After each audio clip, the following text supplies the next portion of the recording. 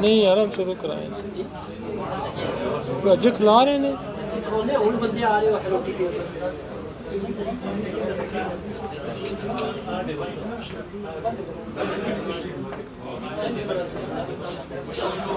आइडासिस की 6 हमारे लेक्चर के 2 बड़े हिस्से होते हैं जो नए लोग हैं उनके लिए।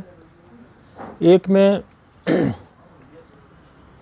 बीमारी को जानने की कोशिश करते हैं हम कि बीमारी क्या है, और दूसरा जो हिस्सा होता है वो उसका ट्रीटमेंट पॉइंट ऑफ व्यू से होता है, थेराप्यूटिक्स पॉइंट ऑफ व्यू से।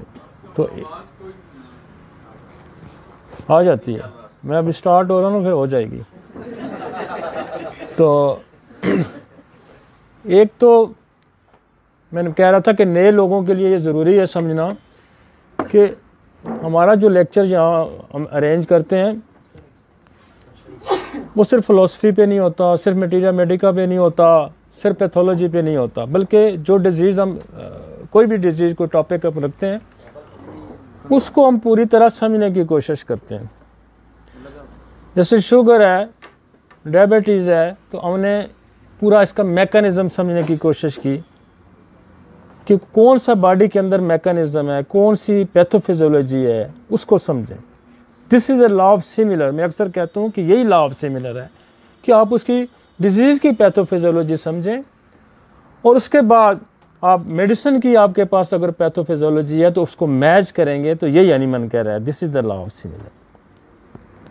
हम ये करते हैं कि हम दवाई की पैथोफिजियोलॉजी को समझने की कोशिश तो ज़रूर करते हैं, तो इसलिए हम हिट एंड ट्रायल पे जाते हैं, तुक्के मारते हैं ना, जिसको कहते हैं तुक्के मारते हैं। तो दुनिया में जो होम्योपैथिक जहाँ भी लेक्चर हो रहा है वो सिर्फ या तो होम्योपैथिक फ़िलासफ़ी पे हो रहा है या मटीरियल मेडिका पे हो रहा है, डिजीज़ पे नहीं होता। हम डिजीज़ को समझने की कोशिश नहीं करते और यही प्रॉब्लम है हमारे साथ, जिसको मैं पिछले 15 साल से लेके चल रहा हूँ कि मैं कहता हूँ नहीं, इसको समझने की कोशिश करो, तब लॉ ऑफ सिमिलर को आप समझेंगे। हम लॉ ऑफ सिमिलर की बात करते हैं लेकिन हम उसको समझने की कोशिश ही नहीं करते। तो चूँकि मैं इसका इतना एक्सपर्ट नहीं होता तो मैं किसी न किसी दोस्त को बुला लेता हूँ ताकि आपको वो सारी डिजीज़ समझाए, वो पैथोलॉजी समझाए, वो एनाटमी समझाए, वो आपको फिजियोलॉजी समझाए, वो डिजीज़ की पैथोफिजियोलॉजी आपको समझाए, वो मैकेनिज़्म समझाए। तब आप जब दवाइयाँ पढ़ेंगे तो आपको समझ आएगी।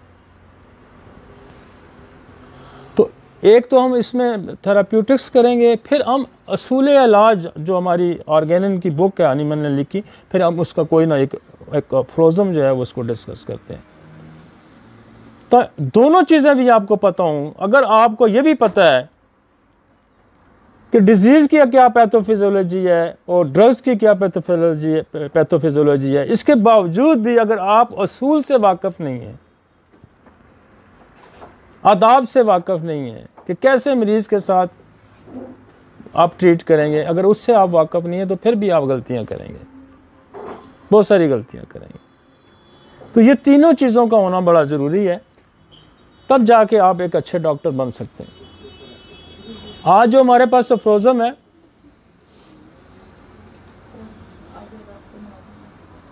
$159 है, वो कहता है हाथ अमराज के इलाज में दवा की मकदार जितनी कलील होगी, इब्तदाई घंटों में मर्ज में ज़्यादती इतनी कम और मामूली होगी।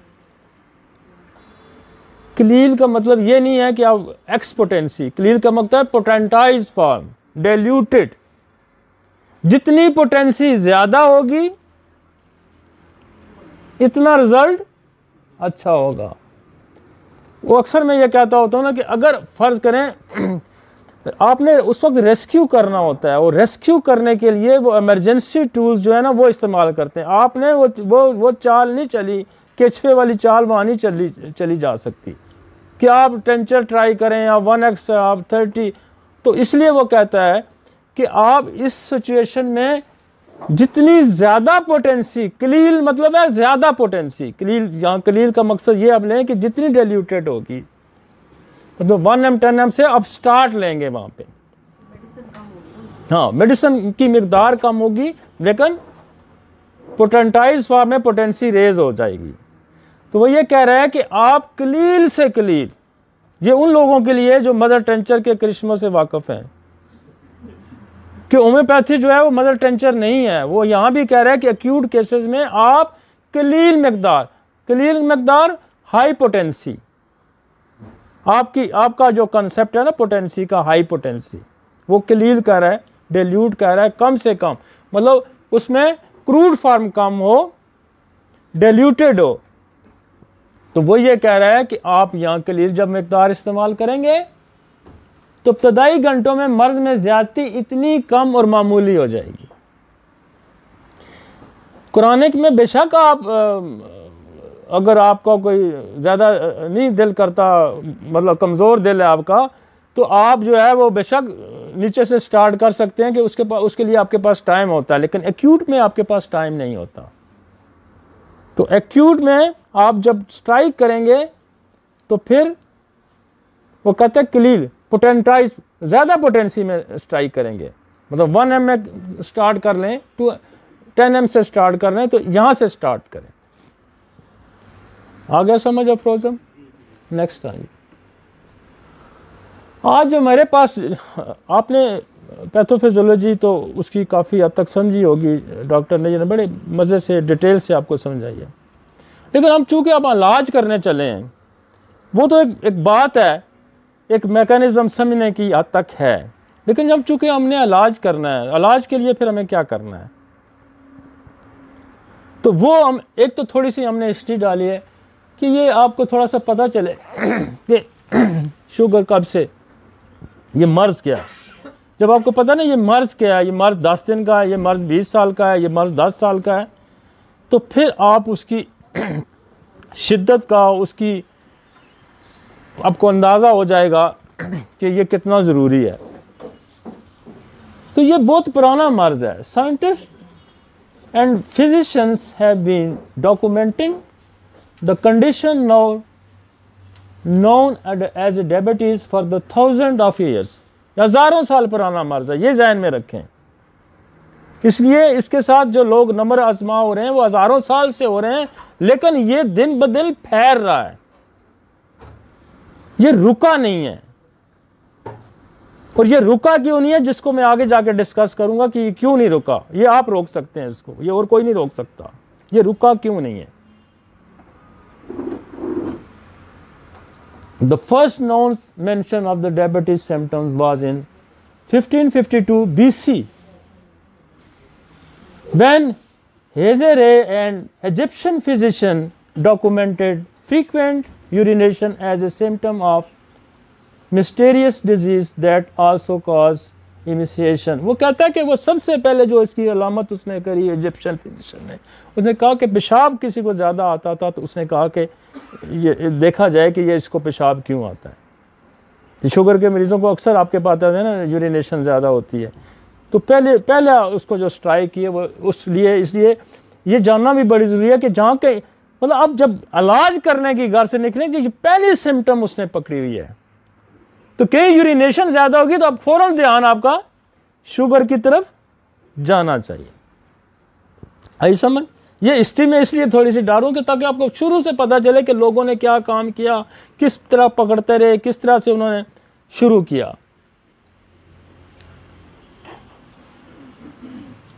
Also around this time, ancient healers noted that the ants seemed to be attracted to the urine of the people who had this disease. Next. In 50 AD, the Greek physician Herodotus described what we now call the diabetes as the melting down of the flesh and limbs into the urine। वो कहता है muscle ये वो सारे through urine जो ना, वो जिन लोगों को पेशाब ज़्यादा आ रहा था वो देखता था कि इनके जिस्म सारा सूखता चला जा रहा है। तो जब एक और चीज़ ध्यान में रखेंगे, जब किसी का जिस्म सुकड़ रहा है, कमज़ोर हो रहा है, वो कह रहा है जी पता नहीं मैं खाता भी ठीक हूँ, मैं सारा कुछ ठीक होता है, लेकिन मुझे समझ नहीं लगी मैं कमज़ोर हूँ, तो फिर स्ट्राइक करें। देखें ना, ये काफ़ी पुरानी बात कि उस वक्त का जो ज़हीन आदमी था उसने क्यों ऐसा सोचा। तो जो बंदा कमज़ोर हो रहा है, जिसको अब शाव ज़्यादा हो रहा है, मतलब ये एक हम तो इससे और एडवांस पे चल जाते हैं ना, और बात करेंगे, लेकिन ये वो चीज़ें हैं कि जो आप चलते फिरते कोई नज़र आ गया तो अब तो आम बंदे को ये पता है कि किसका कोई बॉडी का स्ट्रक्चर श्रिंक हो रहा है तो कहते हो कितने तो शुगर तो नहीं होगी, सुनते हैं ना आप, ले मैन इस तरह की बात करता है तो डॉक्टर को तो पता होना चाहिए। अब बाद लोग समझेंगे कि ये शायद बड़ी मामूली सी बात है, लेकिन ये जब आप बैठे होते हैं ना उस पर, मुझे अक्सर लोग कहते हैं यार इतना क्या क्विक है, इतना कौन सा मैजिक है, ये वो मैजिक है, फौरन आपको स्ट्राइक करती हैं चीज़ें, यूं यूं फिल्म चलनी चाहिए, फटाफट फटाफट, टाइम नहीं होता ना, फटाफट फटाफट फिल्म चलनी चाहिए। क्विक प्रिस्क्राइबिंग इसी तरह होती है, क्विक डायग्नोजिंग, प्रिस्क्राइब, आपको ये सारी चीज़ें आपके नॉलेज में होनी चाहिए।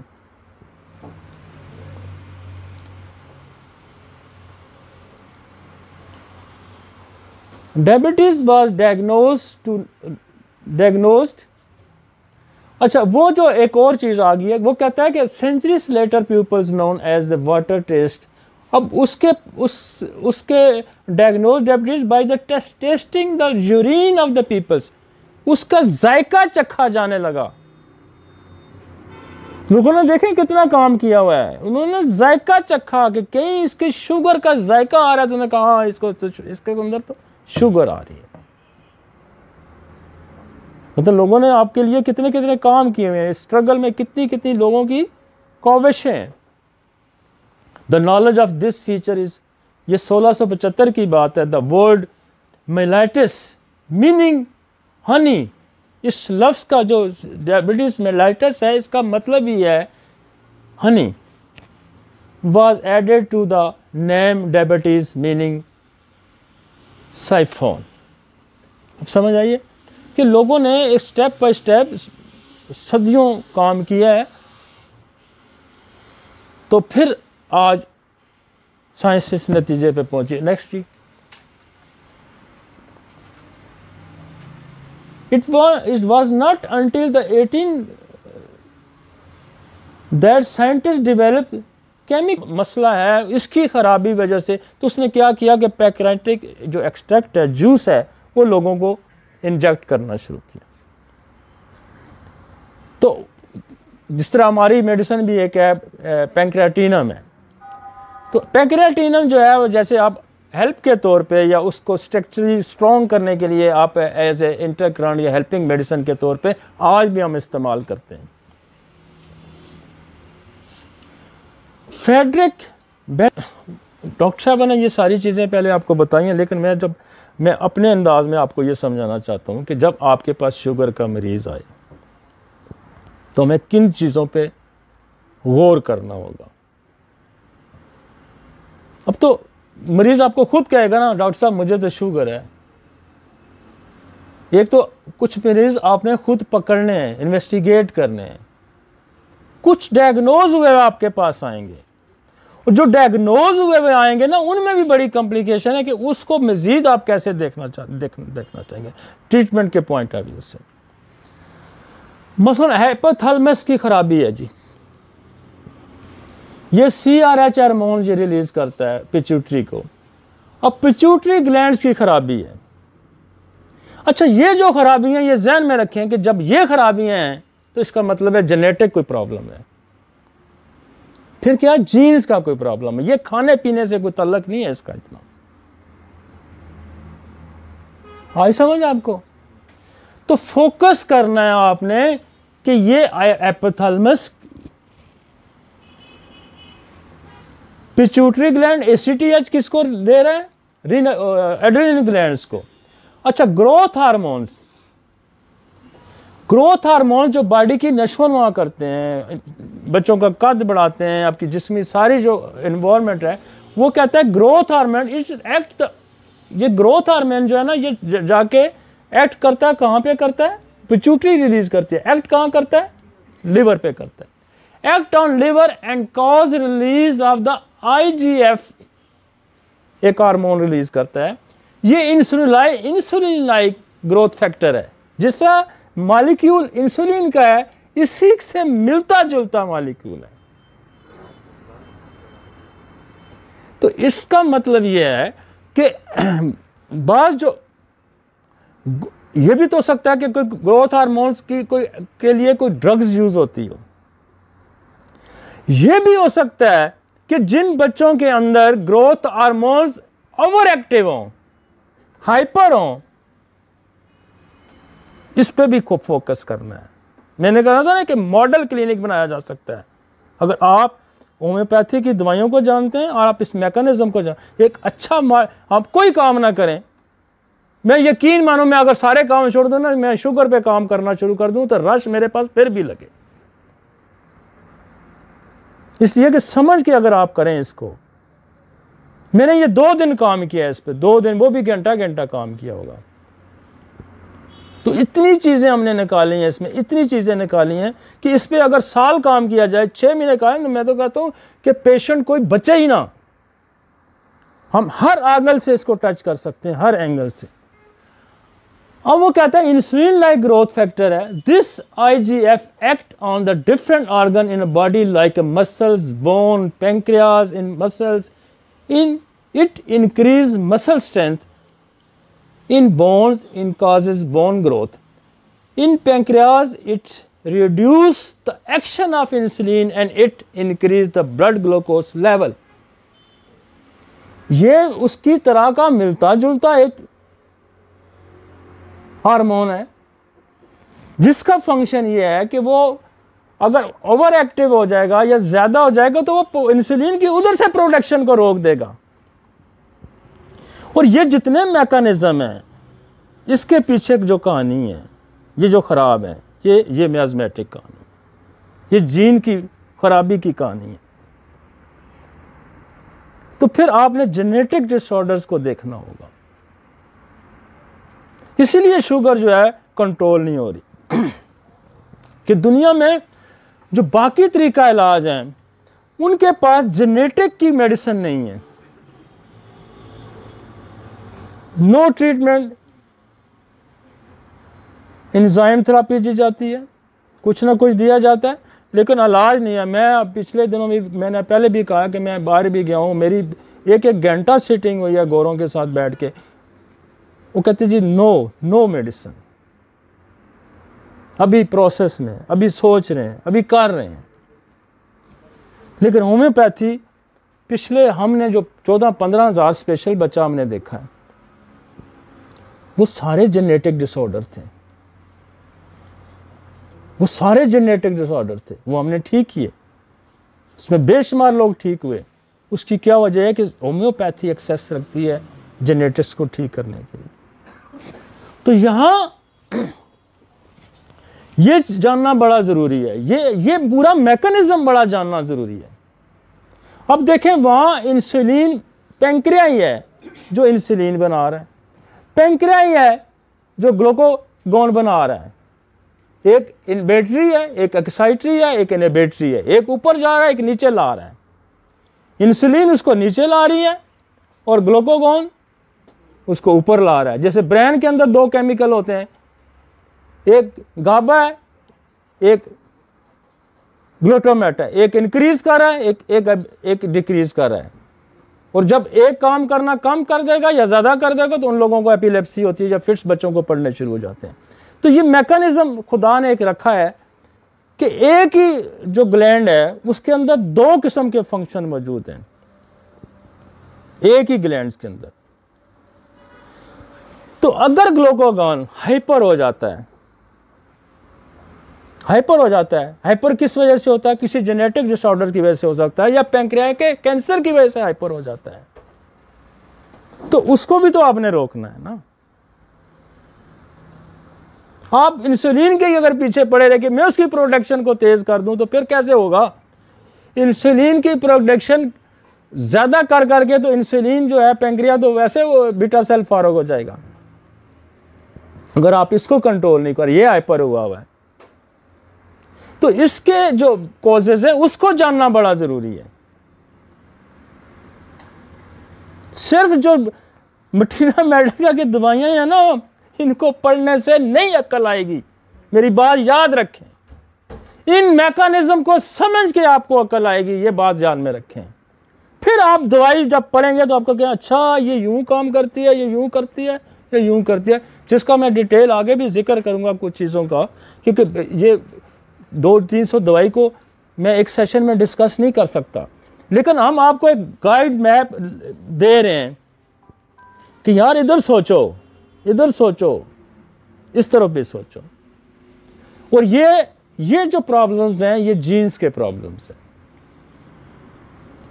आपने जीन्स को खराबी का, जीन की मोटेशन का, जीन्स के अंदर तब्दीली का, जीन के नकार होने का, फॉल्ट होने का, फेल होने का काज आपने पकड़ना, जिसको मैं अक्सर डिस्कस करता रहता हूँ। वो हमारे पास हमने कई हद तक चीज़ों को पकड़ा हुआ है। नेक्स्ट आ जाए, पैंक्रियास, इंसुलिन एंड ग्लूकागॉन। ये 2 चीज़ें ध्यान में रखें। पैंक्रियास, जो ही शुगर आएगी तो पैंक्रियास को देखेंगे, ग्लूकागॉन। उसके बाद एड्रेनलिन ग्लैंड जो हमारा, जो गुर्दे के ऊपर ग्लैंड लगा हुआ है, ये कॉर्टिसोल रिलीज करता है, ये एपिनेफ्रिन ये रिलीज करता है। तो ये कब ट्रिगर करेगा ये? अब बहुत सारे लोग, मुझे उस दिन भी हमारे घर में डॉक्टर बैठे, मैं तो इग्नेशिया से बड़े मरीज ठीक करता हूँ, स्ट्रेस रिलेटेड। वो कौन से ठीक होंगे? जो स्ट्रेस वाले पेशेंट होंगे। जो जेनेटिक्स वाले हैं वो नहीं ठीक होंगे, वो नहीं होंगे। मैं देखे ना, अब वो कहते हैं कि आपने पूरा दिमाग को हर तरफ घुमाना है। मैं ये कह रहा हूं कि एक बहुत अच्छे मॉडल क्लिनिक खुल सकते हैं। आप में से कोई बंदा जो इंटरेस्ट लेता है शुगर को ठीक करने के, काम करे ना। ये प्रोजेक्ट हमने पूरा यहाँ रखा हुआ है आपके सामने, हमारी सारी इन्वेस्टिगेशन, हमारी स्टडी, हमने अपना एक्सपीरियंस आपको शेयर किया है। आप काम करें ना इस पे। चीजें हमने आपके सामने रखी हैं, दवाइयां भी हम आपके सामने रखेंगे, मैकेनिज्म हम आपके सामने रखेंगे। तो एड्रेनल ग्लैंड्स, जहां पैंक्रिया का रोल है, जहां उसने कहा ना कि ये अवाम इंसान दोस्त, तो वहां इंसान, वो इंसान दुश्मन वो भी नहीं है, बल्कि वो क्या करता है कि जब आप क्राइसिस में आ जाते हैं तो वो फिर एक्टिवेट हो जाता है। क्या करता है? रेस्क्यू करने की कोशिश करता है। तो रेस्क्यू क्या, वो हाइपर अगर सेंसिटिव हो जाती है, रेस्क्यू उसकी हाइपर सेंसिटिव हो जाता है एड्रेनलिन ग्लैंड, तो क्या करेगा? कॉर्टिसोल ज्यादा छोड़ेगा, शुगर लेवल ऊपर लेके जाएगा। वो भाई मेरे, इस पे भी तो ध्यान देना है ना। आप लगे हुए हैं शुगर की, करेले खा लो, हैं? वो स्टीरॉइड छोड़ा, करेलों ने क्या करना है वहां पे? कोई करना है करेलों ने वहां पे? यार कोई अक्ल की बात करो, करेलों ने क्या करना है? वो असल में होता यह है कि करेले खाने से या चुंगे खाने से या वो जो ऐसी चीजें खाने से, क्योंकि वैसे ग्लूकोज लेवल नहीं बढ़ता, तो वो ये समझता है कि मैं ठीक हो रहा हूं, कि वैसे ग्लूकोज लेवल नहीं बढ़ता ना। आप आलू खाएंगे, आप गाजर खाएंगे, आप केला खाएंगे, तो इसमें तो शुगर बढ़ी पड़ी है ना। गुड़ खाएंगे, शक्कर खाएंगे, शहद खाएंगे, चीनी खाएंगे, जिन चीज़ों में, तो वो वैसे बढ़ेगा ना। आप करेले खाना शुरू करें तो शुगर आपकी इंटेक ही खत्म होगी, तो बस लेवल ही कम रहेगा भाई। इसलिए ठीक है, मतलब वो बहुत सारे फैक्टर्स हैं। हमारा लाइफस्टाइल का जिक्र किया, लाइफस्टाइल ही हमारा ठीक नहीं है। हमारा बंदा जो है वो आड़त की दुकान में बैठा है, 4 पेप्सी, बाल्टी गोश्त, ये वो शराब कबाब फलाना ढमकाना, आकर क्या होता है? शुगर क्या करे उसकी? मतलब कोई बैलेंस तरीका लाइफस्टाइल ही नहीं है ना हमारा। अब मैं, इतनी रश होती है फिर भी मैं पहाड़ी पे, लोग कहते हैं यार ये पागल है। मतलब अच्छा काम करने को भी लोग पागलपन से तशबीह देते हैं। यार ये अभी इतना मरीज दे के अभी फिर ये दौड़ने चला गया है। ये पागलपन नहीं है, ये आप अपने आप को बैलेंस कर रहे होते हैं। तो हमारे यहाँ थर्ड वर्ल्ड की प्रॉब्लम ये है कि हम जिस काम के पीछे पड़ते हैं हम उसके पीछे पड़ते हैं, हम सेहत को बाकी चीज़ों को सारे को भूल ही जाते हैं। पैसे कमाने के चक्कर में गर्क हो, जब पैसे उसके पास आ जाते हैं उसके लिए खाने को खा नहीं सकता, उसको इस्तेमाल ही नहीं कर सकता, वो वैसे ही लोग खा जाते हैं। हाँ ना, सही बात है। मैं जितने पैसे भाई तुमने एक्सरसाइज नहीं की, तो मेरे पास टाइम नहीं होता जी, डॉक्टर साहब को दवाई दे दो, मेरे पास टाइम नहीं है, मैं नहीं जा सकता एक्सरसाइज की, कोई दवाई दे दो समय। वो तेरे पास ज़िंदगी के लिए बचाने का टाइम नहीं है, पैसे कमाने के लिए तुम्हारे पास टाइम है, और जिसमें से तुम्हें 5% तुमने खाने हैं, बाकी तो लोगों ने खाने हैं, उसके लिए तुम्हारे पास टाइम है। अपनी ज़िंदगी के लिए तुम्हारे पास टाइम नहीं है। जब कमा के इकट्ठा करता है, फिर वो डॉक्टर कहता है तू गोश्त भी नहीं खा सकता, तू फलां नहीं खा सकता, तू घी नहीं खा सकता, तू चल नहीं सकता, तो क्या पैसा इसका फायदा। Life style is a very important. जिंदगी स्टाइल से गुजारें, ये मेरी बात याद रखें, स्टाइल से गुजारें। गोरा है ना, भूखा भी होगा, कमज़ोर भी होगा, वो स्टाइल से लाइफ गुजारेगा। वो छुट्टियों पे भी जाएगा, वो मतलब एक्सरसाइज के टाइम एक्सरसाइज, नशे के टाइम नशा, मतलब वो दोस्तों में भी बैठेगा, मतलब उसका एक बड़ा तरीका है, स्टाइल है भाई। इसीलिए उनकी 50-60 से उम्र जो है वो आज 85-90 पे पहुंच गई है, एवरेज एज। इसलिए ये जो है ना ज़िंदगी गुजारने के असूल, जैसे आर्गेनन है ना कि होम्योपैथी करने के कुछ असूल हैं। मुझ पे अक्सर ये लोग मतलब इस मेरी ज़्यादा प्रैक्टिस को भी लोग तानाज़नी की तरफ से देखते हैं कि ये ऐसे ही कोई मैजिक है।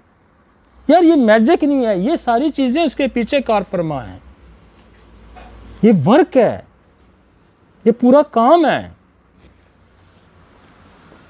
अब थायराइड ग्लैंड है, इसकी सिक्रीशन भी अगर ये हाइपर हो जाता है तो भी शुगर लेवल इंक्रीज कर जाएगा। कभी हम इस पे भी गौर करें। लिवर फंक्शन है। अब देखें जो पीछे जो जिसका मैंने जिक्र किया, थोड़ा सा पीछे स्लाइड पे ले जाएं, पीछे ले जाएं जरा स्लाइड।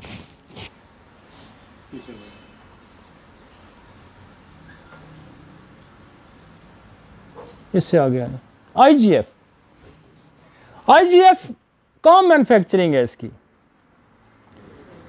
ये लिवर में होती है। अगर लिवर ही हमारा, बहुत सारी चीज़ों की मैन्युफैक्चरिंग जो है लिवर में होती है। आपका लिवर भी वीक है, उसको क्या है, उसको हेपेटाइटिस है, कोई वायरल इन्फेक्शन है, कोई पर लिवर किसी वजह से कमज़ोर है, वो पूरी फैक्ट्री है वहाँ इतनी प्रोटीन वहाँ बन रही है, तो उस पर तरफ भी फोकस करें ना।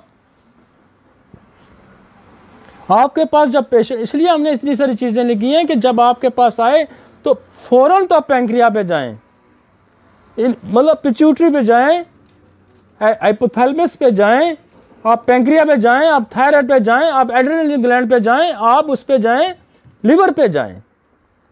और इसको जाने में मैं कहता हूँ मिनट से ज़्यादा आपके पास टाइम नहीं होना चाहिए। फ़ौरन स्ट्राइक करनी चाहिए और फ़ौरन डायग्नोसिस बनानी चाहिए। क्विक डायग्नोसिस कब बनेगी? जब आपके पास इस चीज़ों का नॉलेज होगा। वो जी टाइम 2 घंटे, कई हमारे दोस्त हैं 2-2 घंटे 4-4 घंटे मरीज पे लगा देते हैं, आखिर में फिर कहते हैं कल आ जाएं। इसलिए कि नॉलेज की कमी है, प्रैक्टिस। और फिर आप बार बार उसको यूज़ करेंगे तो आपकी प्रैक्टिस में जब चीज़ आएगी तो आपके जहन में वो चीज़ें टिप्स पे आती जाएंगी। यूँ नेक्स्ट आएगी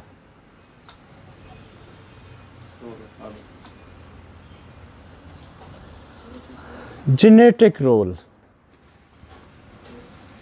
फिर मैं जेनेटिक रोल, मैं इसकी जब कॉम्प्लिकेशन पे जाऊंगा, क्योंकि हम आपको आज मेरी ये कोशिश थी, लेक्चर मैंने सुबह आके बनाया, मेरी ये कोशिश थी कि मैं आपको एक इंट्रोडक्टरी लेक्चर दूं कि आपने किन किन चीज़ों को फोकस करना है। मतलब हम इस पर डिटेल डिस्कस नेक्स्ट जो 2-3 मेरे लेक्चर होंगे उस पर मैं करूँगा। जेनेटिक्स में बड़ी डिटेल डिस्कशन होगी। स्ट्रेस, ट्रॉमा, स्ट्रेस में होगा तो क्या होगा, जो दूसरे जो आपके हार्मोन्स हैं वो बढ़ने शुरू हो जाएंगे। सदमा, डिप्रेशन, शॉक, इसको फोकस करें। फिर सप्रेशन है, मेरा कोई 32 घंटे का लेक्चर है सप्रेशन पे। सप्रेशन पे गौर करें। सप्रेशन क्या, कोई इमोशनल सप्रेशन तो नहीं है, कोई डिजीज सप्रेशन तो नहीं है, कोई ड्रग सप्रेशन तो नहीं है। इन सारों को ठीक जब करेंगे तो शुगर ऑटोमेटिकली ठीक हो जाएगी।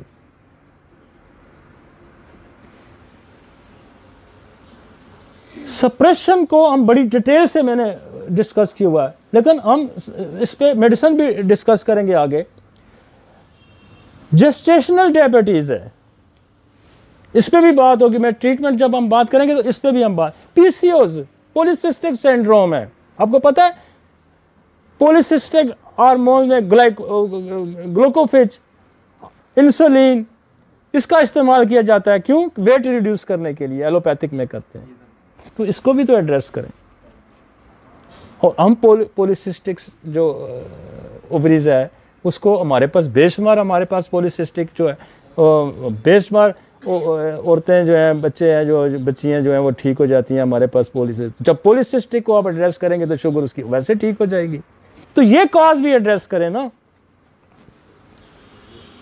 इन्फेक्शंस, जितने इन्फेक्शंस हैं, चाहे वो बैक्टीरियल हैं, चाहे वो वायरल हैं, चाहे वो फंगल हैं, चाहे वो पैरासाइट हैं, शुगर इंक्रीज करा देते हैं, या गिरा देंगे या इंक्रीज कर देंगे। तो कभी हमने शुगर वाले को ये भी सोचा है कि हो सकता है इसको कराने के इन्फेक्शन चल रहा हो, कोई ग्लोरियल इन्फेक्शन चल रहा हो, कोई सिफिलिटिक या ट्यूबरकुलोसिस चल रही हो, कोई सूडोमोनास चल रहा हो, कोई इकोलाई चल रहा हो, कोई और ऐसा कोई बैक्टीरिया, कोई वायरल, कोई हेपेटाइटिस सी चल रहा है, मतलब तो इस तरह के जो इन्फेक्शंस हैं उसको भी एड्रेस करना है हमें। ये इन्फेक्शंस जो हैं, ये जितने इन्फेक्शन हैं, ये सारे शुगर लेवल को इंक्रीज कर देते हैं। सिर्फ आप इंसुलिन के पीछे मत पड़ें।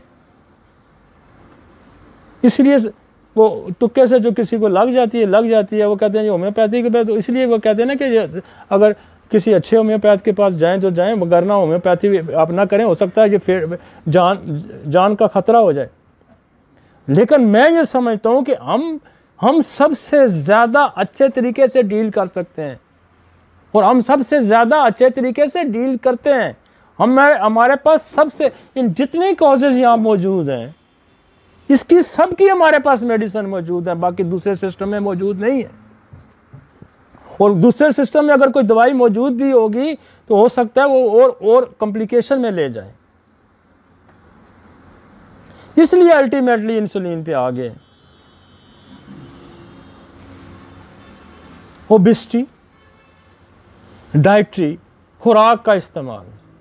अब देखें, पहले ज़माने में बंदा जो है, आज से 20, मैं जब छोटा सा था, मुझे याद है, मैं पहले हल चलाता था सुबह उठ के चांद की रोशनी में, सूरज निकलने से पहले, फिर आके नहा के फिर मैंने स्कूल जाना होता था। और उस वक्त जितने लोग हैं वो सुबह सूरज तुलू होने के साथ साथ काम करना शुरू करते थे, और गुरूब आफ्ताब तक काम किया जाता था, फिजिकल एक्सर्शन। और शुगर का इंटेक नहीं था, चाय नहीं पीते थे लोग, चाय को बुरा समझा जाता था एक ज़माने में। आज मेरा जो बच्चा है, जो स्कूल गोइंग है या कॉलेज गोइंग है या वर्कर है, वो 4-4, 6-6 पेप्सियाँ पीता है। भाई, एक पेप्सी में कितनी चम्मच चीनी है? 7 चम्मच चीनी है। एक चाय के कप में 2 चम्मच, आप 4 कप के 8 चम्मच तो चीनी आपने पी। दिन को तो आप 1 पाव तो चीनी पी जाते हैं। तो शुगर कहाँ, कैसे नहीं होगी भाई? फिर उसके साथ फ्रूट भी खाना, मिठाई भी खाना, उसके साथ फिर एक्सरसाइज भी नहीं है, तो फिर एक्सरसाइज भी कोई नहीं है। एक जो चपाती है उसके अंदर 2 चम्मच चीनी है। तो डाइटरी वो चीज़ें जो शुगर की, मसलन आपको पता होना चाहिए कि दालों में किन दालों में शुगर कम है। मसलन दाल मूंगी है, उसमें शुगर नहीं, काले चनों में शुगर नहीं, ठीक है ना, मसूर की दाल में शुगर। तो कम से कम आपको डाइटरी प्लान लोगों को भी एक आपके पास होना चाहिए। अब वो खाएगा, जो माश की दाल खाएगा, लोबिया खाएगा, तो शुगर तो बढ़ेगी ना। अब दालों की सिलेक्शन करनी है, जो दालों की सिलेक्शन आपने करनी है यार, डाइटरी प्लान तो उसको दे देना कि ये दालें आप खा सकते हैं यार। ज़रूरी है कि चने की दाल खानी, ज़रूरी है कि लोबिया खाना, ज़रूरी है कि माश की दाल खानी। फ्रूट्स में उसको कराएं चीज़ों का, कौन से फ्रूट हैं जिसमें कम है, आड़ू में कम है जी, अमरूद में कम है जी, किन्नू में ज़्यादा है जी, माल्टे में कम है। और इस तरह से लोगों को एक आपको उस पर भी आपको एक ग्रिप होना चाहिए। अक्सर लोग सवाल आपसे करते हैं, तो ये एक लंबी जो है उस पर बात है, लेकिन इस प्लान पे भी गौर करना है। देती है जी, बिल्कुल देती है। जिनको शुगर है यूं उठाती है, जिनको नहीं है उसको देखें। बाज फ्रूट्स ऐसे हैं जिनको नहीं है तो वो तो खा के 30 साल बाद तो हो जाती है ना उनको, आखिर खा के मिठाइयाँ। लेकिन शुगर की आप देखें ना, नेचुरल हैबिट तो देखें ना लोगों की। इसलिए कहते हैं ना कि जो रूरल एरिया के लोग हैं उनमें शुगर का इंटेक कम है, उनके पास शुगर का इंटेक कम है। अर्बन एरिया में शुगर का इंटेक बहुत ज़्यादा है, रिफाइंड किस्म की शुगर हम खाते हैं। हाँ, वो फिजिकल वर्क है, वो कंज्यूम कर जाते हैं। और कंज्यूम का अब तू को कहती है ना कि जब इंसुलिन की प्रोडक्शन ज़्यादा हो जाती है, शुगर आपके अंदर ज़्यादा है, वो तो स्टोरेज बनाएगा ग्लाइकोजन में मस। तो वो जितना स्टोरेज बना के भी तो बीटा सेल फारग हो जाएगा ना। तो इसलिए अगर उसको आप चारा ही थोड़ा डालेंगे, थोड़ा देंगे तो उतना ही खाएगा ना जितना उसको आप देंगे।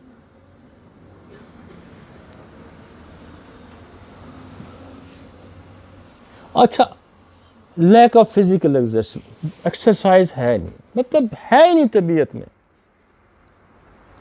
मैं ऐसे लोगों को देखता हूं कि जिनकी 20-25 कदम के ऊपर पर शॉपिंग सेंटर होगा, फिर भी वो मोटरसाइकिल पे या गाड़ी लेके ही निकलेगा, पैदल नहीं जाएगा, पैदल नहीं जाएगा। मतलब वो ऐसा लोगों के अंदर अवेयरनेस ही नहीं रही।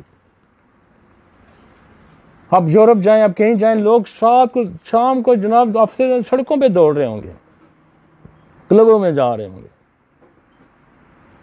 हमारा बंदा तो एक्सरसाइज का नाम ही नहीं लेता। मतलब मैं एक फैक्टर्स हम डिस्कस करें, कैंसर है, पैंक्रियाटिक कैंसर है, एड्रेनल कैंसर है, तो फिर आपको शुगर के पीछे आपको भागना नहीं पड़ेगा, पहले इसकी तरफ ध्यान दें।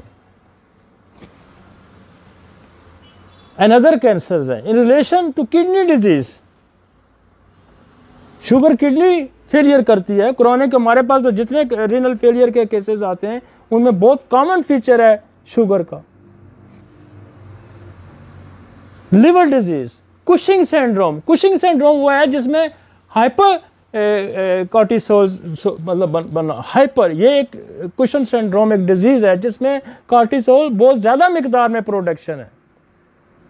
तो आप इसको एड्रेस करेंगे ना, वो क्यों हाइपर हुआ है, उसकी वजह क्या हो सकती है, वो जेनेटिक डिसऑर्डर होगा। तो डाइट प्लान में ये देखेंगे कौन सा बंदा कैसी ऐसी कोई चीज खा रहा है। हमने स्टोमक कैंसर सिर्फ मैंने ये डायग्नोज किया कि ये स्पाइसेस खाने से ज़्यादा होता है, तो मैंने सैकड़ों केस कैंसर के हमने सिर्फ नक्स व मीका से ठीक किए, सिर्फ नक्स व मीका से। और रिपोर्टेड केसेस हैं, मेरे पास रिकॉर्ड में मौजूद है, हमारे पास रिकॉर्ड में मौजूद हैं। सिर्फ एक सिंगल डोज नक्स व मीका, सिंगल। तो इसका मतलब यह है कि वो ये कहता है जब आपके पास सारे काम फेल हो जाएं, सारी दवाइयां नाकाम हो जाएं, तो क्या करें, उसकी आदतें बदलें। कोई हो सकता है उसकी आदत ही खराब हो, उसका माहौल बदलें, उसकी डाइट पे देखें कि वो क्या खा रहा है रोज की जो उसकी खराबी की सबब बन रही है। नेक्स्ट कॉम्प्लिकेशन हम बहुत लंबी है, मैं इसको अभी नहीं डिस्कस करूंगा, इसको हम बाद में डिस्कस करेंगे। मैं थोड़ा सा हम जेनेटिक्स पे आते हैं। जेनेटिक्स में जो मेडिसिन काम होंगे, हम इसको डिटेल में नहीं डिस्कस करूंगा, मैं सिर्फ मेडिसिन डिस्कस करूंगा। डिटेल में जब जेनेटिक्स से पॉइंट ऑफ व्यू से अभी हम जाएंगे कॉम्प्लिकेशन में, वक्त बहुत लगेगा मुझे कि ऑलरेडी 9 होने वाले। एक्सरे, जब जेनेटिक्स का आएगा तो इन दवाइयों के ग्रुप में आपको रहना होगा। एक्सरे, सोल, कार्सी, radium, tuber, medorrhinum, syphilinum and other bacterial and viral parasite nosodes. Genes पे एक्सेस किसकी है? जीन्स पे एक्सेस किसकी है? मैंने पहले भी कहा था कि सूरज की रोशनी की जो एक्सेस है वो डीएनए तक है। एक्सरेज की एक्सेस डीएनए तक है। कार्सिनोसन की एक्सेस डीएनए तक है। आपके प्लांट ग्रुप की दवाइयों की डीएनए तक एक्सेस नहीं है। Deep acting and long acting, वो दवाइयां डीप एक्टिंग जो लॉन्ग एक्टिंग है, मिनरल डीप एक्टिंग है, पॉइजन डीप एक्टिंग है। मिनरल्स में मेटल है, उसमें जो सॉल्ट्स हैं तो सारा इनकी है। इनकी जब जीन्स की बात आएगी तो फिर डीप एक्टिंग मेडिसिन में आपको जाना पड़ेगा। और ये हमने बेशुमार लोग जेनेटिक डिसऑर्डर के ठीक किए हुए हैं, हमने बेशुमार लोग कैंसर के ठीक किए हुए हैं, जो जीन्स की जिनके अंदर खराबी हैं। तो वो एक्सेस लें। एक तो हमने ये कुछ मेडिसिन दी हैं, उसके बाद यहाँ जो है आपको मिनरल ग्रुप से लगाना, इस पे ऐड करें। सो गए, हेलो, यहाँ मिनरल लगा और यहाँ पैरा भी लगा, पॉइजन भी लगा, ऐड कर इसमें। फिर जीन्स को क्या करेगा? जो 30-40 साल की जो मियास्मेटिक कंडीशन बॉडी में रहेगी, तो 25-30 साल में वो जो सेल की वॉल है जिसके अंदर डीएनए, उसको ब्रेक करके डीएनए में दाखिल हो जाएगा। 30-40 साल गोनोरियल इन्फेक्शन को लगते हैं। लेकिन जो इनहेरिट करके आए हैं, ट्यूबरक्लोसिस, कैंसर, शुगर, वो तो ऑलरेडी जीन वीक लेके पैदा हुआ भाई। और जितनी भी एक नस्ल से दूसरी नस्ल में डिजीजेज, चाहे वो शुगर है, चाहे वो नज़ला है, चाहे ब्लड प्रेशर है, बोन डिके है, कुछ भी है, वो कार्सिनोसन के बगैर ठीक नहीं होता। Shifting disease, 1 race to 2nd race. Miasmatically आपको देखना होगा कि कौन सा ऐसा म्याज़क है जो डीप है, जो फैमिली में चल रहा है। ये जो 1000 साल की उम्र 60-70 साल पे आ गई, इसकी वजह ये मियाज़मेटिक्स हैं। इन्होंने जीन्स कमज़ोर पैदा किए हैं, ग्रोथ हार्मोन में कमज़ोरी आई है, डेवलपमेंटल जीन्स सारे वीक हुए हैं और इंसान की उम्र जो है वो महदूद हो गई है। अगर हम इन पैरामीटर्स पे, हम इन ग्राउंड्स पे काम करें जिस पे हम कर रहे हैं। अब खुद सोचें ना, मैं 1 मिनट से ज़्यादा किसी मरीज़ को मैं टाइम नहीं देता, और मेरे पास पेशेंट क्यों आते हैं कि जब हम इन ग्राउंड्स पे मैं कोई एक ही मेडिसिन मेरी लग जाती है तो वो संभलना शुरू हो जाता है। तो बेसिकली इन चीज़ों पे हमारे जितने डॉक्टर्स हैं इस पे तो गौर ही नहीं कर रहे। वो क्या बेलाडोना की अलामात, लाइकोपोडियम की अलामात, मजाजी अलामात, फलां अलामात, वो उसके चक्कर से ही नहीं निकल रहा।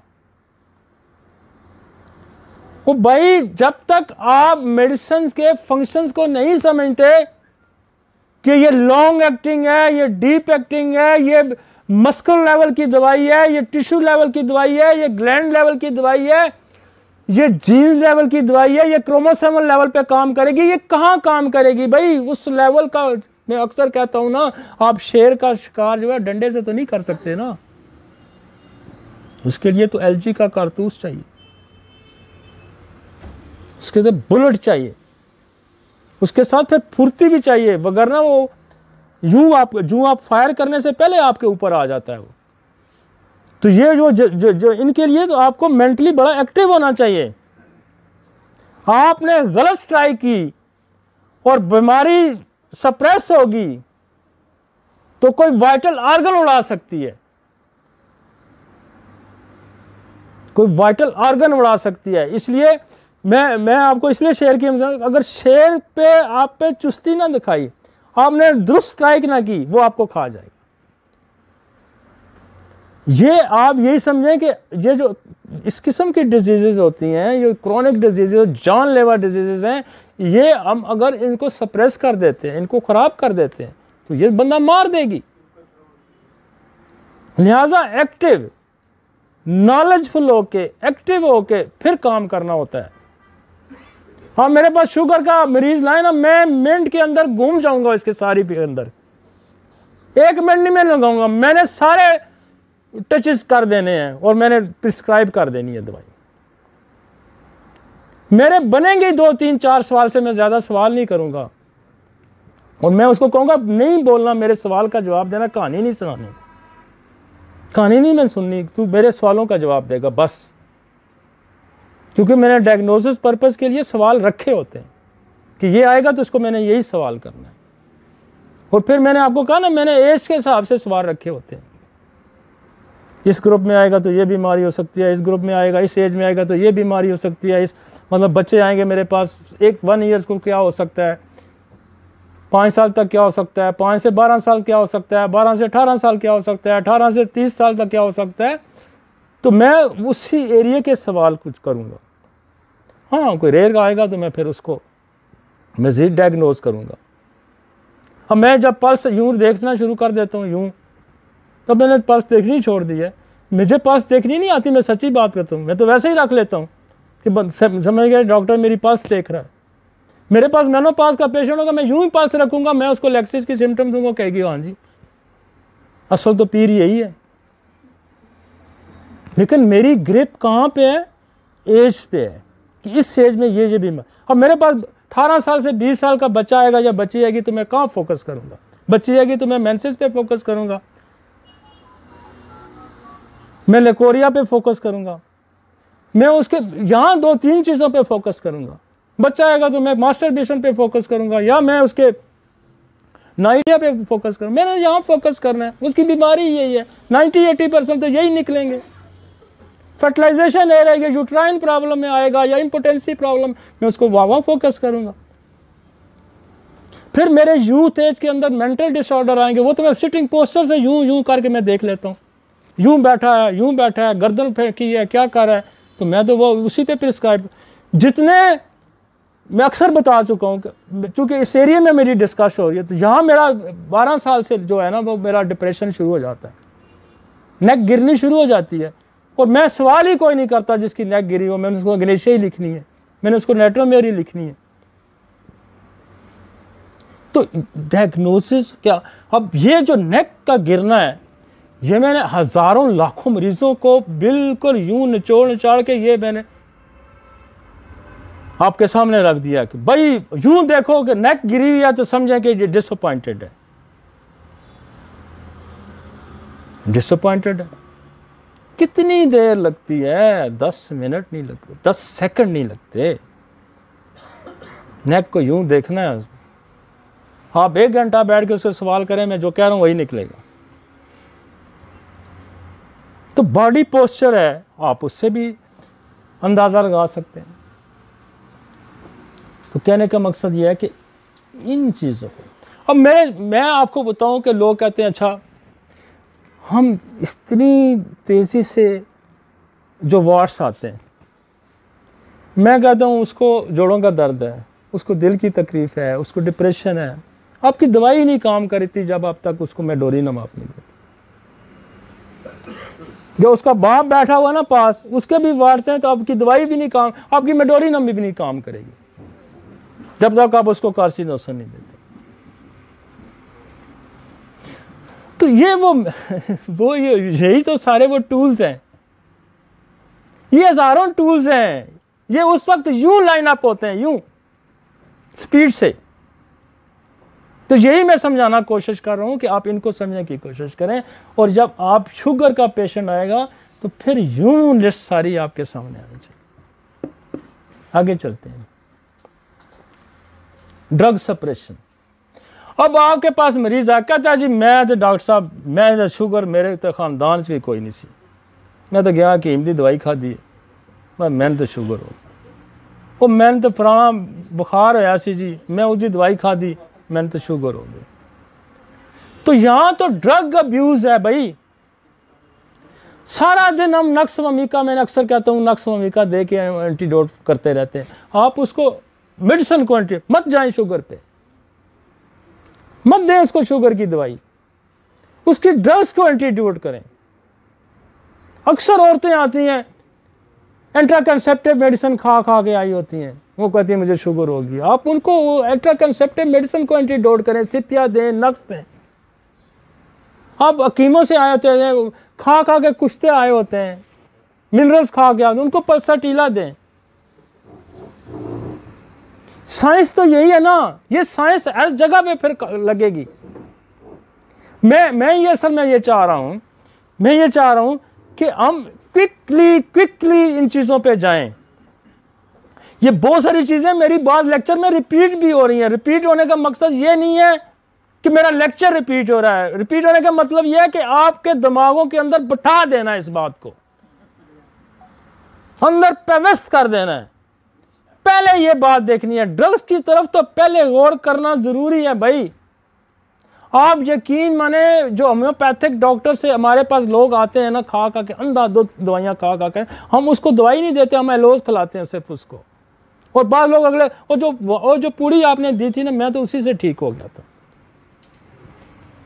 बोरा की पहली लाइन लिखी है, एलोज की पहली लाइन लिखी है यार, जब अंधाधुंध दवाइयों के इस्तेमाल से आपकी वाइटलिटी डिरेंज हो जाती है तो क्या करते हैं वो यार। बाद दफ़ा बंदे किसी को नज़ला होता है, आप उसको ऐसी कोई दवाई देते थे, वो बेचारा नज़ला गया, फिर और दी, फिर तीसरी दी, फिर चौथी दी, फिर पांचवी दी। फिर हमारा तो अजीब सा प्रैक्टिस का तरीका कार ये है कि 5 एक में डाल दी, 5 दूसरे में डाल दी, 5 तीसरे में, 2 कॉम्बिनेशन पकड़ाए,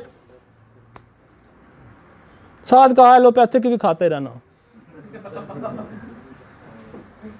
तो क्या कॉम्प्लिकेशन। ड्रग्स की तरफ गौर करना है। फिर वो जो ड्रग्स हैं, जो कैंसर की ड्रग्स हैं, उनके लिए हमारे पास बहुत अच्छा एंटीडोट है, सोल। फिर एक और कैंसर की मेडिसिन है विरिक्सटाइन, जो कैंसर की उससे बनती है। तंग हो रही है, आगे आ जाए। तो ड्रग्स का एंटीडोट वैक्सीनेशन, थूजा है, सलेशिया है। ये एंटीडोट करना सीखें। ये मैं कहता हूं सबसे पहले ये सीखें। कि तंगी हो रही है आपको, इधर आ जाएं, आगे एक कुर्सी को यार आगे लगा दो, इधर आ जाओ, सामने आ जाओ यार। एक तू इधर कुर्सी और दे दे यार, इधर कुर्सी एक पकड़ा दे। आप इधर आ जाओ, जगह दे देना, इधर आ जाओ। असल में मेरा लेक्चर लंबा हो जाता है, बंदे वैसे ही तंग पड़ जाते हैं।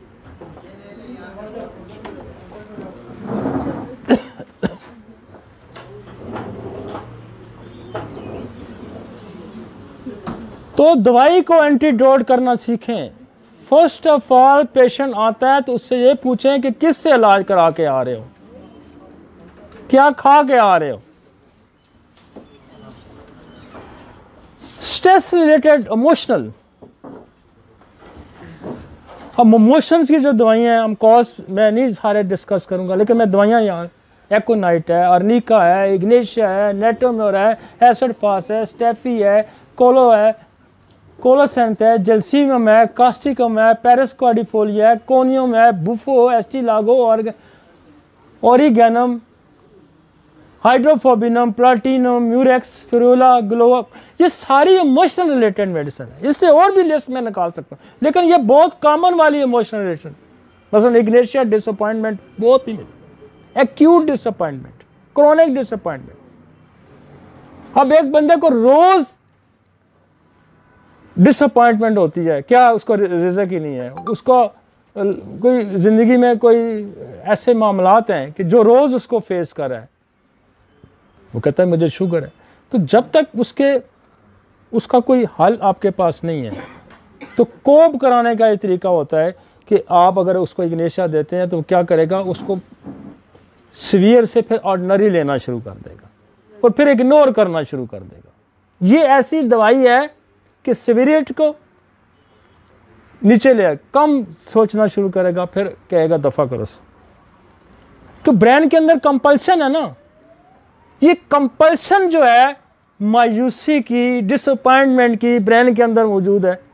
अब ये कंपल्शन, जब आपको कोई डिसअपॉइंटमेंट होती है, कोई दोस्त नाराज़ हो जाता है, कोई मर जाता है, कोई लॉस हो जाता है, तो ब्रेन बार क्यों हुआ पे कंपेल्ड कर रहा है, बार बार उसको रिपीट कर रहा है ब्रेन के अंदर, क्यों हुआ मेरे साथ, ऐसा क्यों हुआ, वो बॉस के साथ नहीं हुआ, मेरे साथ है, ये बार बार रिपीट हो रहा है। अब इस कंपल्शन को कौन ब्रेक करेगा? इसको इग्नेशिया ब्रेक कर देगा। वो कहेगा हो गया यार, लोगों नाल भी होंदा, खैर है। क्या करेगा? इस कंपल्शन को ब्रेक करेगा। ये मटीरियल मेडिका में नहीं ना लिखा हुआ कि ब्रेन की कंपल्शन को कैसे ब्रेक किया जाए, कि बार बार उसी नहीं मेरे साथ बड़ा इज्जत हो, मैं तो मर गई, ऐसा नहीं होना चाहिए था। तो जब इग्नेशिया आपको उसको देते हैं तो कंपल्शन ब्रेक कर देते हैं।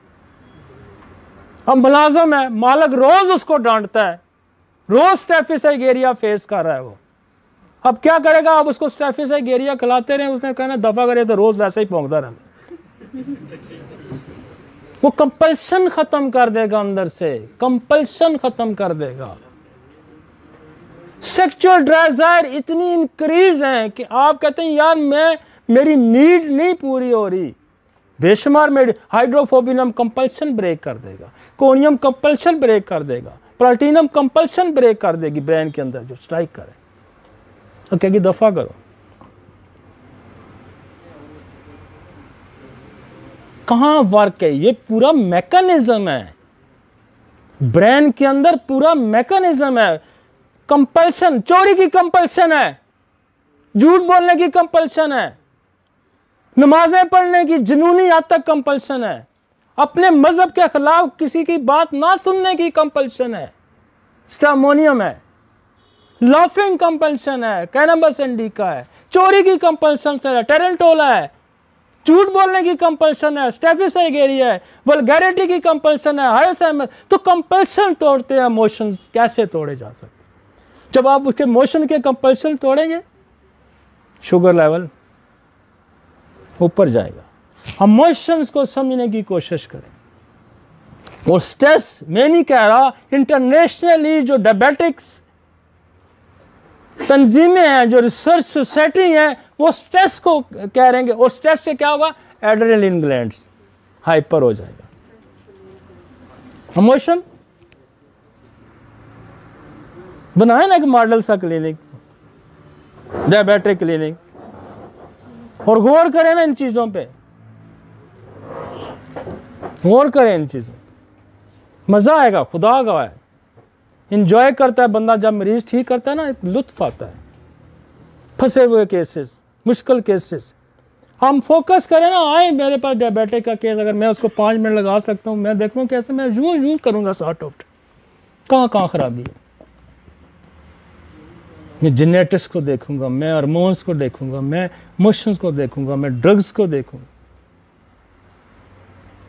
और मज़े की बात है, फिर हमारे पास तो मेडिसिन है, टिक टिक के निकल नहीं रही मेडिसिन, क्योंकि ये टिप्स पे पड़ी होती हैं। Next, disease suppression. फेरोला भी जो है ना, ये मेडिसिन है, ये आपको मिलेगी, कहाँ मिलेगी? ओरिगेनम में मिलेगी, इसके रिलेशनशिप में। ये कंपल्शन है, सेक्स ड्राइव औरतों में जो ज़्यादा होती है। म्यूरेक्स है, प्लैटिनम है। नेक्स्ट, डिजीज सप्रेशन है।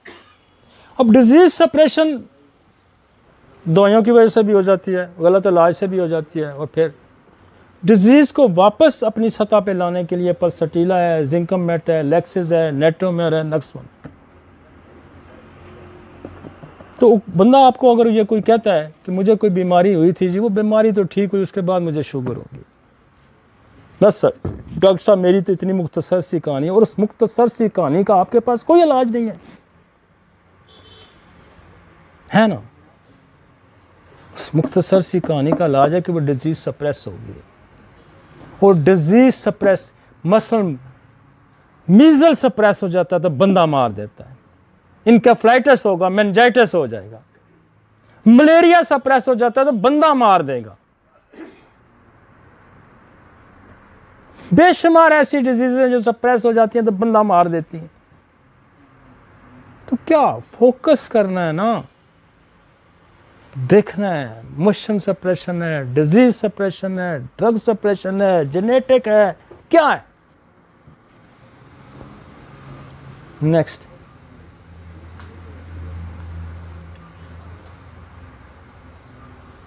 अच्छा अब मैं पैथोफिजियोलॉजिकल भी आ जाता हूँ। मैं सारे टच आपको देना चाह रहा हूँ, सारे टचेस, कहना कि कुछ छोड़ गया है, सारे टचेस दूंगा। एलेक्सोन को जाके आई पढ़ें,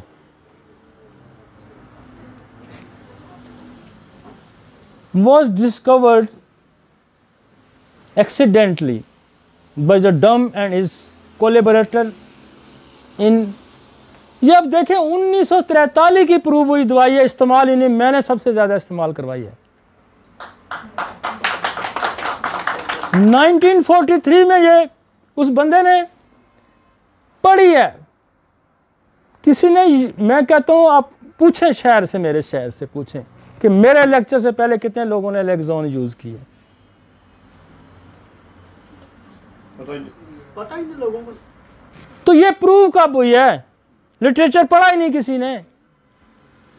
1943 में वो कहता है, क्या कहता है, toxicological action can be seen at the level of pancreas, the kidney, the liver, the lungs and in the blood in animal diabetes mellitus is provoked, or in other words alexonic diabetes, the world be a rapid degeneration of the isolate beta cell responsible for the production of insulin।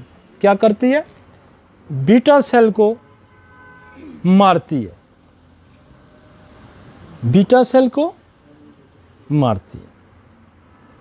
हमने बेतहाशा लोगों को insulin, मैंने सिर्फ एक दवाई का mechanism लिखा है, मेरे पास प्लममेट का मैकेनिज्म है, मेरे पास ओपियम का मैकेनिज्म है, मेरे पास यूरेनियम नाइट्रिकम का मैकेनिज्म है, मेरे पास जो रेजिस्टेंस इंसुलिन है उसका मैकेनिज्म है।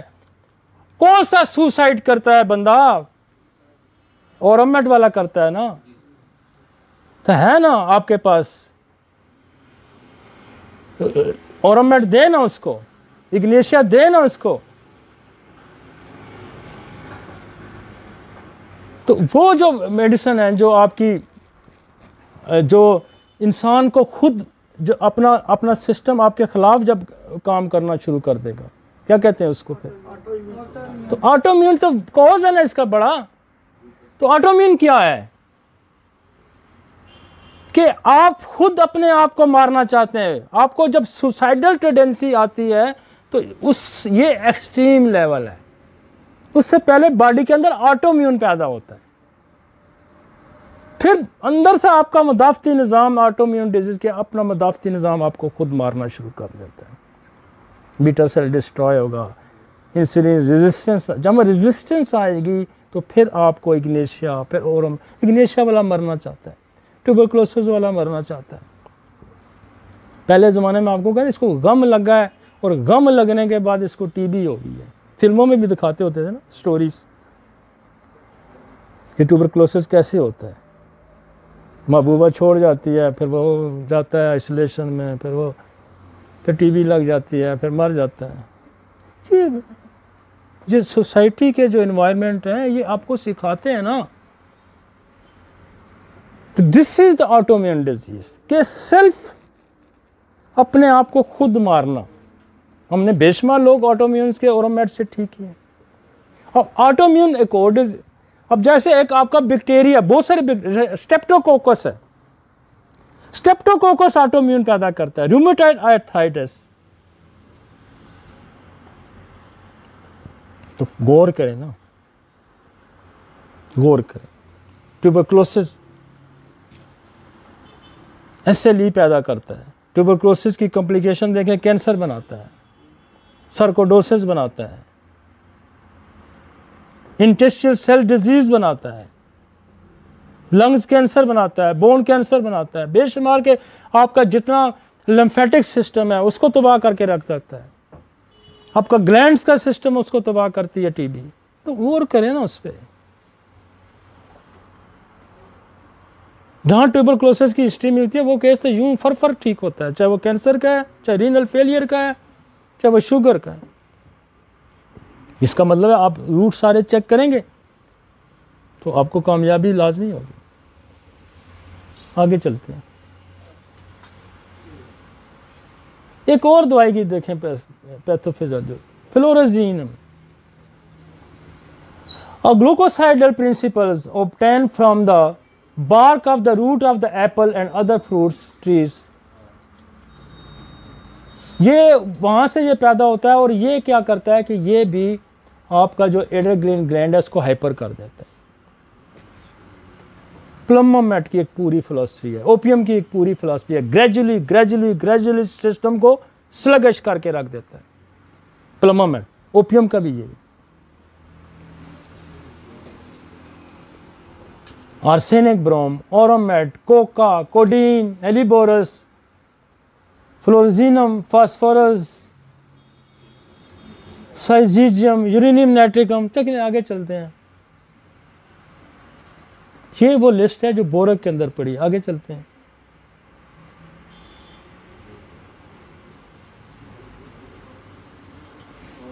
अब आइए, ये बोरक रेपर्टी से हमने उठाया है इसको। अब जो मैं कॉजेज डिस्कस करता हूँ, आप देखें, एसिटिक एसिड एंटी कैंसेरियन है, डीप एक्टिंग मेडिसिन है, adrenaline glands, ammonium acetic, argentum met, argentum nitrum, aristol, arnica. देखें ये वो दवाइयाँ कुछ मैं जिक्र भी कर चुका हूँ।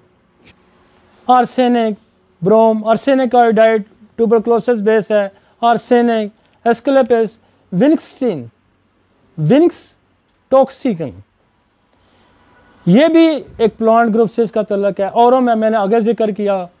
अब उसने तो यहाँ बल्क में मेडिसिन डाल दी है ना, इसको डिफ्रेंशिएट करना किसका काम?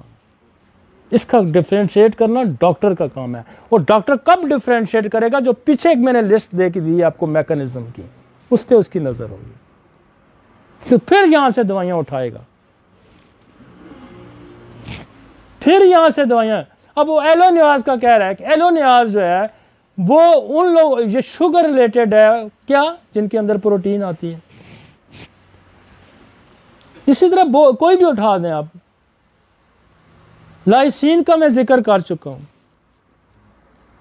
किया ना मैं हाइड्रोफोबिन, मॉर्फिनम, रीनल फेलियर का मैं जिक्र कर चुका हूं, किडनी के साथ है, मास्टर्स शुगर के साथ इम्पोर्टेंसी का, म्यूरेक्स का मैं जिक्र कर चुका हूं, मैं कर चुका हूं ना, नेट्रम्योर का मैं जिक्र कर चुका हूं, नेट्रम सल्फ, नाइट्रिक एसिड, नक्स का मैं जिक्र कर चुका हूं, पेंक्रेटिनम का मैं जिक्र कर चुका हूं। लेकिन उस जिक्र करने का मकसद यह है कि आपको यहां बल्क पड़ी है, आपने यहां से कॉजेशन पे मेडिसिन उठानी है। ये आपके पास घर के अंदर ग्रोसरी है, नमक पड़ा है, मिर्च पड़ी है, इलायची पड़ी है, सौंफ पड़ा है, शुगर पड़ी है, टमाटर, कहाँ से कोई चीज़ उठानी है ना, सारी तो नहीं ना गट्ठी डाल देनी। यही रेसिपी है ना, यहाँ से उठानी है आपने। अब यहाँ देखें, टेरेंटोला कहीं है, टेरेंटोला, ये टेरेंटोला स्पेनिया लिखा। अब टेरेंटोला क्यूबेंसिस एक दवाई है, शुगर की बड़ी दवाइयों में यहाँ नहीं लिखा, लेकिन किसी और ग्रुप में आएगी वो, आप उधर जाएंगे ना सिंथेसिस में आ जाएगी, किसी और रेपर्टरी में आ जाएगी। बड़ी दवाई है उन लोगों की जिनका शुगर भी है और जिनके दाने नहीं ठीक होते, एरेप्शन नहीं ठीक होती। आप टेरेंटोला दें, यूँ ठीक होगी, साथ दाने भी ठीक होंगे, साथ शुगर भी ठीक होगी। मैं एक बात करता हूँ, इसी तरह बहुत सारी दवाइयाँ ऐसी। नेक्स्ट पे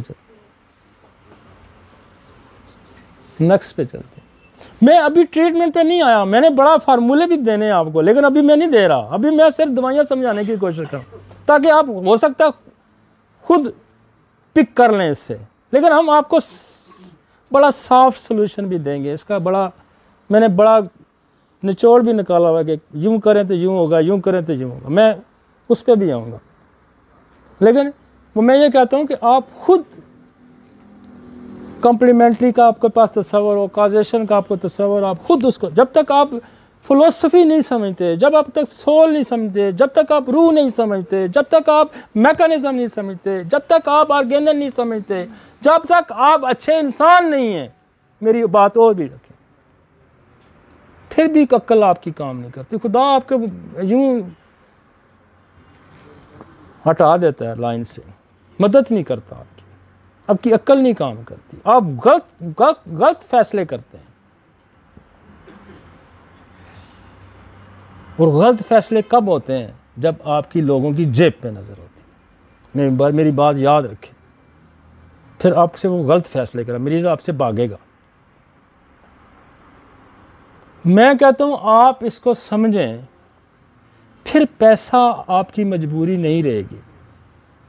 फेंकेंगे लोग, आपके हाथ थक जाएंगे पैसे वसूल करते करते। ये मेरा ईमान है, मेरा यकीन है, मेरी प्रैक्टिस है, मेरा एक्सपीरियंस है कि मैं लोगों से पैसे लेते हुए थक जाता हूँ कि बस करें, मैंने नहीं और लेने।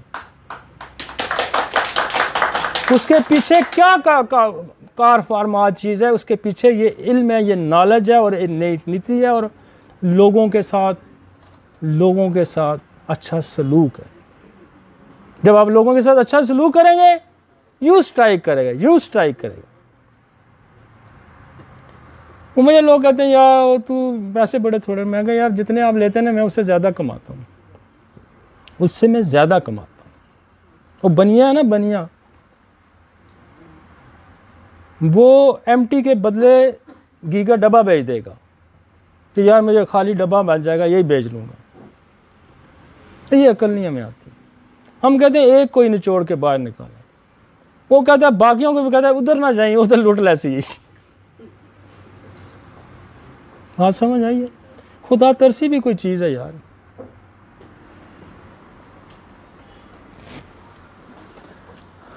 बड़ी मर्जी की दवाइयाँ, मैं आपको कहता हूँ यार ये दवाइयाँ ज़रा पढ़े ना, ये मैंने सारी पढ़ी हैं, मज़े की बात है, ये पढ़ें ज़रा, मज़ा आएगा आपको। अगर ये आपने सारी पढ़ी, ये आपने मैकेनिज्म सारा पढ़ लिया, फिर शुगर का किधर जाएगा मरीज़? आप आगे उठाएं जी। अच्छा, ये तो उसने अब आगे जाके डिफरेंशिएट भी कर रहा है।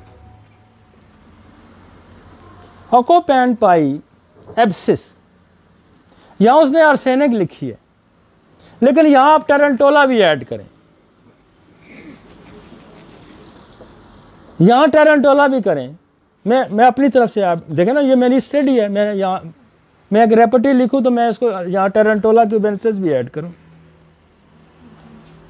General abscess accompanied by diabetes, acne, arsenic ब्रोम। यहाँ आर्सेनिक भी बहुत अच्छा काम करती है, लेकिन सबसे ज़्यादा अच्छा काम करती है जो टेरेंटोला करती है, फेशियल एरप्शन। मतलब देखो अपने, अगर डायबिटीज़ के साथ ये सारा एल्ब्यूमिन, मैंने आगे एलोनियाज का जिक्र किया, यहाँ जिसने एक ही दवाई लिखी है एलोनियाज। अल्कोहलिज्म, माइंड अल्कोहलिज्म में जाके कहते हैं वहाँ जाके देखें कि मैंने क्या किया हुआ। Diabetes with head apoplexies accompanied by diabetes, appetite ravenous, graphite, iodine, caliphas, lactic acid, arterial sclerosis, दिल के शरियाने तंग हो जाना, aurum, chlorum, plumbum, syzygium, arterial sclerosis, general arterial sclerosis, वहाँ भी कहता है कि वहाँ भी जा देखें, आपको और दवाइयाँ वहाँ मिल जाएंगी। जब आप लेबोरेटरी कंसल्ट कर रहे होते हैं तो साथ वो रेफरेंस भी ले जाए कि यहाँ नहीं चीज़ मिल रही, आप वहाँ तलाश करें। वो कहते हैं अकोपेंट बाय डायबिटीज बाइल, वो कहते हैं बाइल के चैप्टर में जाके देखें, मैंने वहाँ यहाँ देखे। एंथ्रेक्सीनम, बहुत बड़ी दवाई है दानों की, स्किन की डिजीज़ की, एंथ्रेक्सिनम का इस्तेमाल ही नहीं होता। एंथ्रोकोकाली, आर्निका, आर्सेनिक, सेफाइट, chloro, graphites, insulin, iodine, lead, आगे चलें जी। इस तरह से आपको जो चीज़ें, बहुत सारी चीज़ें आपको यहाँ रिलेटेड मिलेंगी। कहने का मकसद ये है कि आज मैं आपको एक इंट्रोडक्शनरी लेक्चर देना चाह रहा था डायबिटीज़ पे, कि आपको किन किन चीज़ों पे फोकस करना है।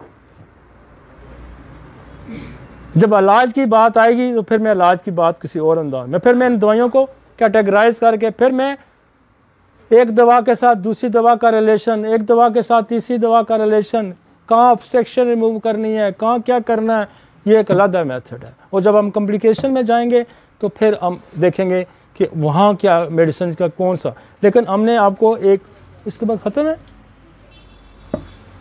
एंड, इसलिए मैं इसको, क्योंकि लेक्चर अभी दो शायद चलें और, तो मैं बाकी काम बाद में करेंगे। लेकिन आज हम आपको इतनी हद तक मैं कह चुका हूँ कि आपको हमने एक रास्ते पे ज़रूर डाला होगा।